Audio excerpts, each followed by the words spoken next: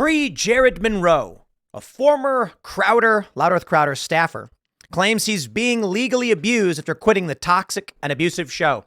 And so, oh boy, we got a whole bunch of e-drama going on that I certainly want to chime into. It's not the most pressing of news considering World War III is on the table. A bridge just collapsed. People are still missing, but we can always squeeze in a little bit of the inner workings of the media landscape.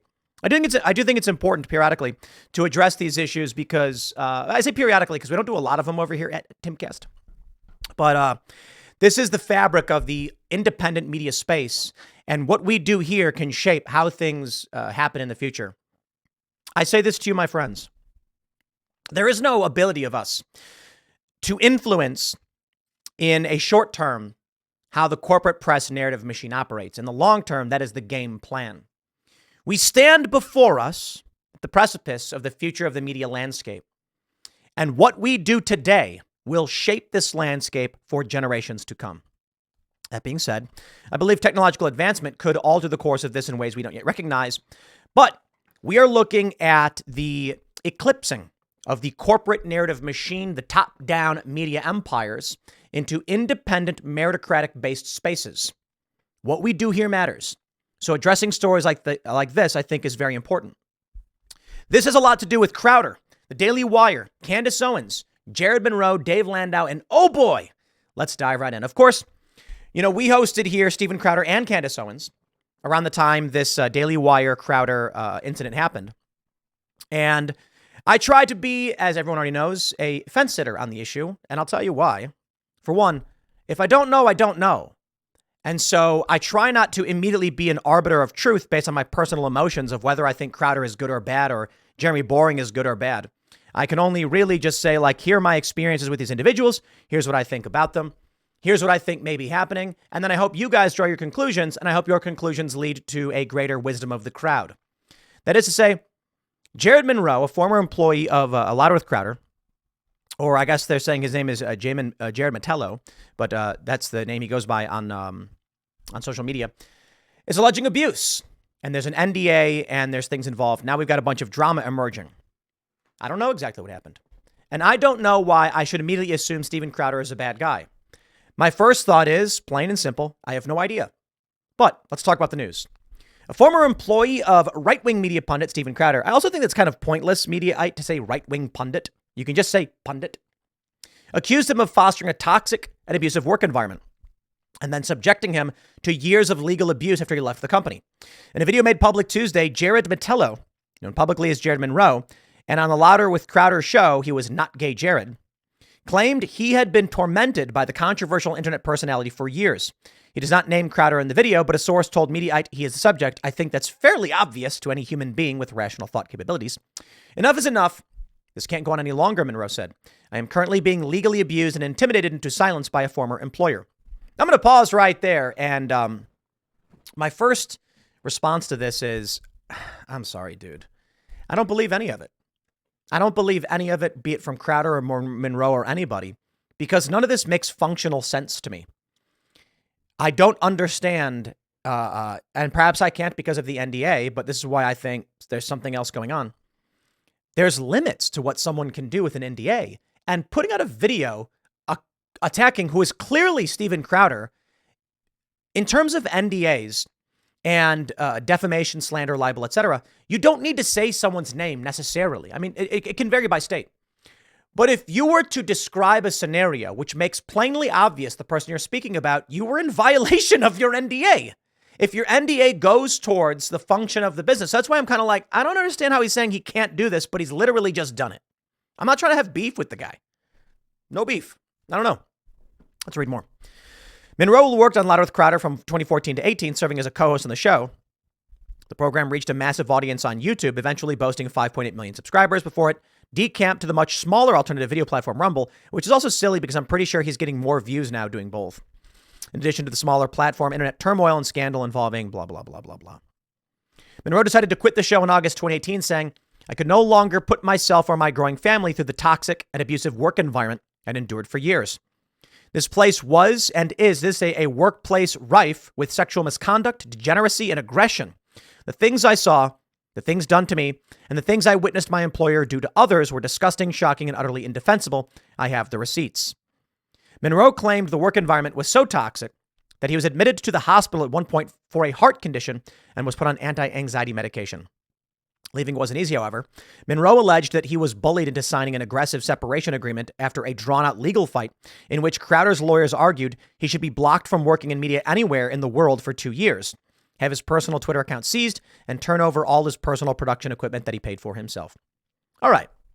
So Jared Monroe has launched this GoFundMe. I think Jared should have used Give, Send, Go, but sure. Considering he is raising money to go up against Steven Crowder and it's plainly obvious, I'm sure GoFundMe won't take him down because they're politically biased. But so far he's raised $20,000. There are many people who do not like Steven Crowder. And, well, that's the nature of the business. Here's what I can say from the get-go. I, of course, have also been accused of falsehoods and slander and libel. And the reason why I think this is certainly an interesting story to bring up. Plus, we're going to get into the Jeremy Boring and Candace Owens stuff. And that was a huge thing that happened last night. There's a lot going on in the media landscape. Here's what I can say to you guys. I don't know who's right or who's wrong. Jared may be telling you the truth. My question is, for what purpose is he raising this money? There are questions about the nature of the legal battle that he's currently facing.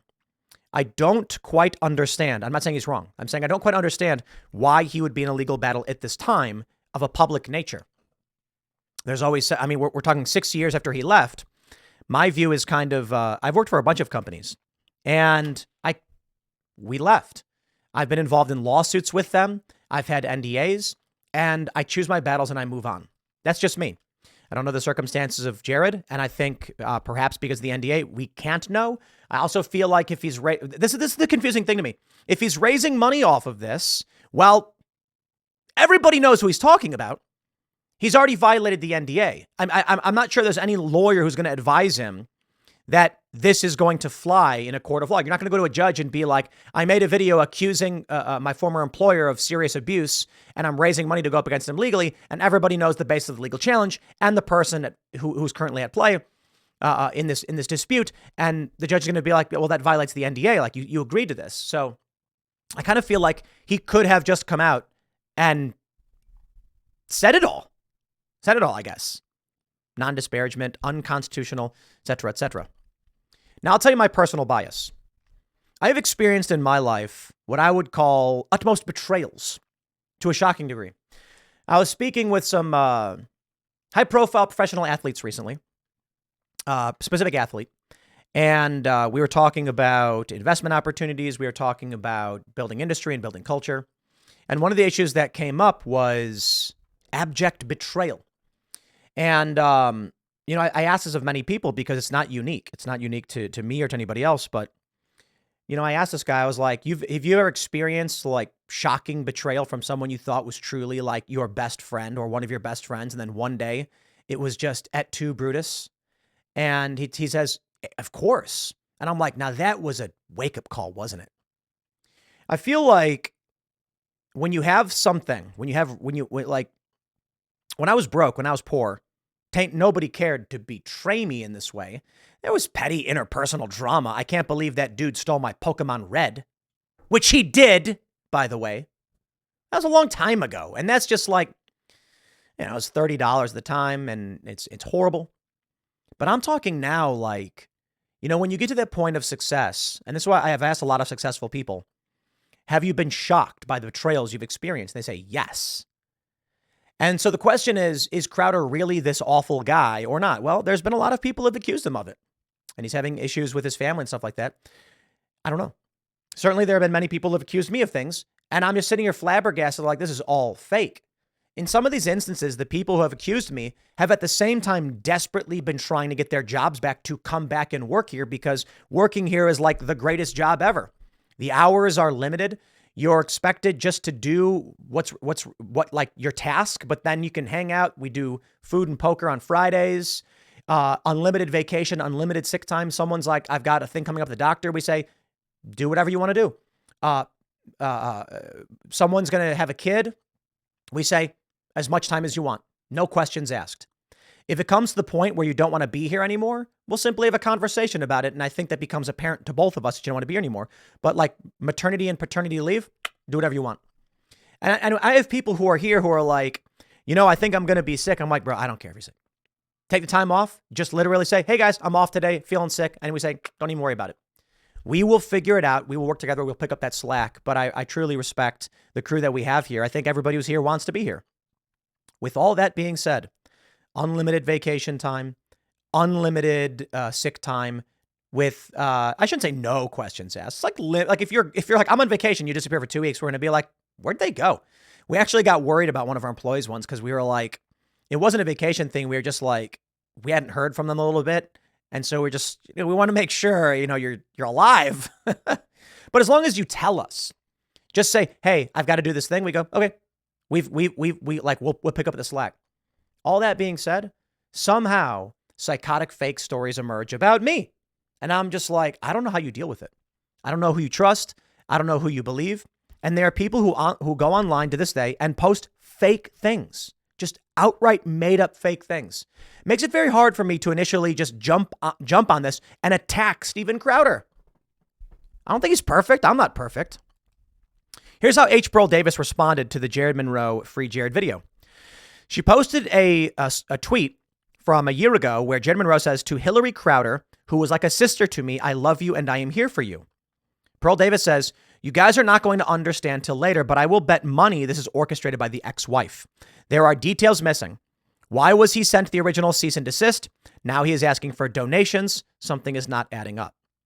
Well, I agree with Pearl that something doesn't add up, but that could be easily explained by the fact that Jared isn't talking about, I'm sorry, I'm at an impasse here. I am not trying to disparage Jared. I'm just saying, I don't understand how he literally just violated his NDA while claiming he can't violate his NDA. I mean that genuinely.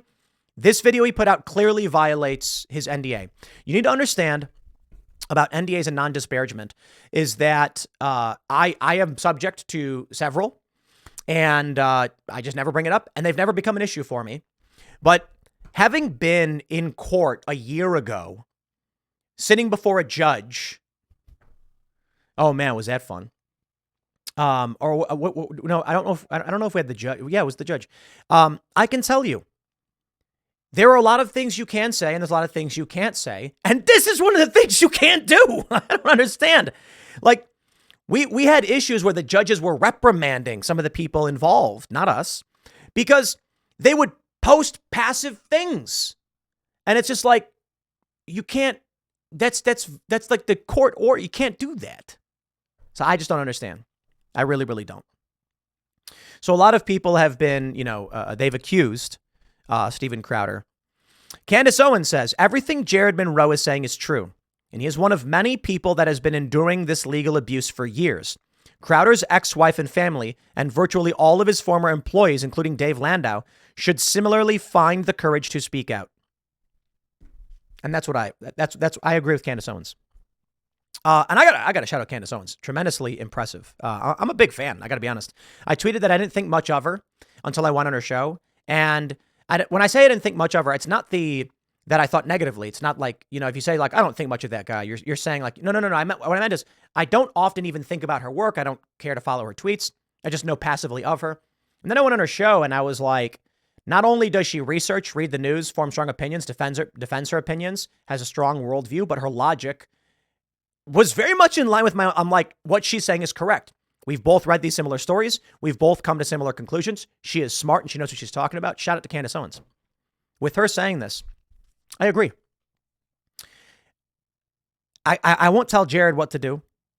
And I don't know what Crowder's deal is. And I don't know who's at fault, but I can tell you this. Me, I go scorched earth. My ethos in business is you and I are about to play a game of chicken and you will not win. And I remember when I was a kid, I was driving with my dad. He was in a Wrangler stick shift, and it's rusty, and it's a tin can with, it's a Jeep Wrangler soft top. The opposite of a luxury vehicle. And he was driving straight. We were driving straight on the highway when this guy in a luxury sedan was trying to cut him off. And my dad started laughing and just didn't flinch. Cars might swerve out of the way because the car's trying to inch their way in. And my dad laughed and he was like, yeah, right. You're going to scratch your luxury sedan on my tin box with rust in the back? Nice try, dude. You're not cutting me off. And the guy put his brakes on and then waited for his proper turn to merge into the highway. I thought it was funny, but it's a good life lesson. You know, this is how I deal with it. You want to go to war with me, you better be prepared for what that really means. Now, I choose my battles. So, you know, we'll weigh the scale of things. If it is a mosquito bite on my arm, I'll simply swat it away. If someone decides to come at me in a serious way, we take it as far as we can until we can't any further, and we win. I'm not going to tell these people what to do. I'll just tell you what I would do. Ain't no NDA going to cause me any restrictions. Because I would tell you this. I sit down with a former employer and they say, you can't speak up, you're under NDA. And my response is going to be quite simple. Let me ask you a question. How much do you stand to lose if I violate the NDA? And how much do I stand to lose? It's an interesting prospect, right? Me as an individual, not with a big company. Certainly you can try and drag this out through the courts and cause me a headache. But I think the amount of damage you would take as a public-facing personality and with a requirement that you maintain a large subscriber base will be substantially higher than the damage I would take as an individual. So choose your next words carefully. That's how I do business. I had one incident where I was in a labor dispute. And, you know, I'll keep the details pretty minor, you know, for legal reasons. This is 15 years ago. And I said to the guy, said, okay, here's what we're going to do. We're going to negotiate a settlement before we go to court, because court was the following day. And he told me that, you know, we're prepared to offer you X amount of dollars. And I said, yeah, okay, well, I want X times 3. And I'm going to tell you what I'm going to do. X times 3 we'll call Y. I don't want to give the real numbers out for legal reasons. I said, here's what we're going to do. I'm going to be a nice guy. I'm going to be a nice guy to you. Because I got, what have I got to lose? I got all the time in the world. I don't work for you anymore. I got no problem coming to court and saying, here's what happened. So you give me half of what I'm asking for. We'll call it a bad hair day and we'll leave. And this was the best part. He goes, okay, so you're at, you know, X times 3, and, you know, and you want half of that. And we're at X. So how about we go in between? I said, no, I'm at X times 3. And you're going to give me what I asked for. Otherwise, I'll see you in court. Back down instantly. Look, man, when it comes to business, you know, I heard a really great quote the other day. Who said this? Was it Tom? It was one of our members on Timcast IRL. One of our members called in and said, James O'Keefe, to quote the great James O'Keefe, if your price is not your life, you are for sale. Wow. James O'Keefe. Very wise, very wise. I can't tell Jared what to do or anyone what to do. I would only say this. If I was truly the subject of serious legal abuse, ain't no NDA holding me back. You know, I'd be on the phone in 2 seconds, and I'd say this to any lawyer. I say, the amount of money this is about to cost your client is going to make him really unhappy. And I imagine he might fire you, drop the retainer, whatever it is, because you're not handling this very well. Now, you need to understand the kind of person that I am, and we need to figure out what kind of amicable separation we can come to, lest I have to spend a lot of money I don't have and don't want to fundraise. But I'm pretty sure the public damage to you is worse than any financial damage to me. So how about you decide this is over before you come to regret it? And too many people, I think, bow their head. I can't tell you what to do. I'm going to say it again. I can't tell you what to do. I don't know your circumstances. All I know is in my life, I don't know. What do people say? I'm too arrogant and hot-headed and I won't accept when I'm wrong and things like that. Well, you know, certainly I accept when I'm wrong when someone presents information that will actually disprove my frame of thought. But I suppose for me is, if we're dealing with a subject matter in which I've considered 100 possibilities and you present to me 2 of the ones I've already considered, you're not convincing me if I've already thought of these things. And so you don't get me to back down. Jared, best of luck. I don't know what you guys think. I know that we've had many accusations against Steven Crowder, so it'll be interesting to see how this kind of stuff plays out. Curiouser and curiouser. Steven Crowder's got a lot of people who are accusing him of wrongdoing. A lot of people think that it was nasty what he did to the Daily Wire. I actually still would say when it came to Crowder's concern over what Daily Wire does, a lot of people are probably now coming around to being like, now I get what Crowder was saying. Candace Owens, the rumor going around, I should be careful on this one, is that she got fired. And apparently what happened, and this is hearsay, is that yesterday on a Twitter, an X space, we call them, someone asked Jeremy Boring why he fired Candace Owens, to which he responded, as someone running a company, I cannot comment on why someone was fired, as if to hint she was without legally crossing the line. I wonder if he could have worded that better by saying, I can't comment on personnel issues, I'm sorry. But he said on why someone was fired as if to imply. Now everyone's saying, boom, that confirms she was fired. Maybe, I don't know. It's an interesting circumstance. But now a lot of people are very critical of the Daily Wire, saying, hold on, wait a minute. There were some people who are claiming Crowder was wrong in the way that Daily Wire handles their contracts. And Candace was very defensive of them at the time and critical of Crowder. But now we can see it's Mexican standoff, I guess. Candace Owens is out at the Daily Wire. Many people are saying maybe Crowder was right about the Daily Wire. But now many people are saying Crowder is bad. Oh boy, internet drama. Let me wrap by saying this. I don't see a purpose in us nuking each other. And that's why when the beef between Crowder and Daily Wire happened, I'm not coming out and just being like, haha, you're bad, you're good. I'm like, how do we minimize collateral damage between groups of people who may disagree on many core issues, but ultimately we would rather be the dominant media presence in this country while disagreeing with each other. If there's a left and a right, hopefully it's between people who agree that this country is good. We should secure our borders instead of far left lunatics who are burning everything to the ground. That's what I'm hoping for. So I like the Daily Wire. I see these insane videos attacking the Daily Wire, and I'm like, they're a business. They run that. They operate them. Jeremy Boring is, I think, a good dude. And in terms of the business negotiations I've had, was one of the best. There are people now who are psychotic. I call it Israel derangement syndrome. And I'll break it down like this. Criticism of Israel would be something like, I watched a video of a drone strike on what appears to be 4 unarmed individuals who don't appear to be posing any threat. I demand answers on this one. Why was that strike taken out? There must be international justification, especially considering you take the money from the United States, Israel, then you've got to answer to us as to what you're doing with that money. It's our money. Now, personally, I don't think they should get it, but they just sent $4 billion. But so long as they take it, they now have to come to us and give us explanations on why we watched 4 people just die. 3 missile strikes. Criticism.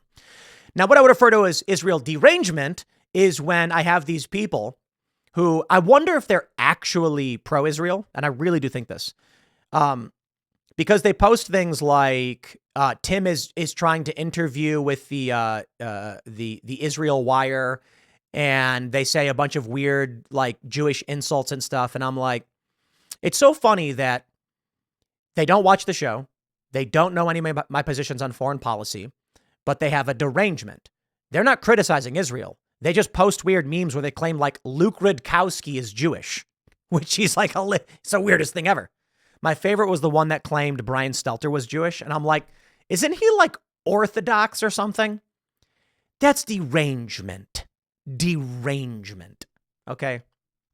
But these are the people who are attacking the Daily Wire. No, look. I've seen Ben Shapiro clearly articulate his concerns for Israel. I've seen Jeremy Boring clearly defend his positions on foreign policy and all that. And I just go, I disagree with your opinion. And we go, okay. And then there are people who are deranged. How you answer this stuff, man? I don't have all the answers for you. I suppose I could go a lot deeper on the Daily Wire Israel stuff, but I don't know. I think I've ranted on the subject too long. My only advice to people is, look, man, as the saying goes, if you take a shot at the king, you don't miss. I'll say this to Jared. This is a miss. I'm not trying to disparage him. I'm saying you either you drive the car or you don't. We don't even know what this is all about.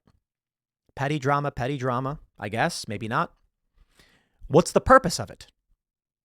For what reason is this public? For what reason are we mad at Steven Crowder? If people don't want to work for him and don't like it, they can leave. and then just carry on their merry way. I suppose we'll just see, but this has been your drama bit for the moment. Maybe I'll drag myself into it accidentally by doing this, and we'll talk about it a bit more later, but I'll leave it there. Next segment is coming up at 6 p.m. on this channel. Thanks for hanging out, and I'll see you all then.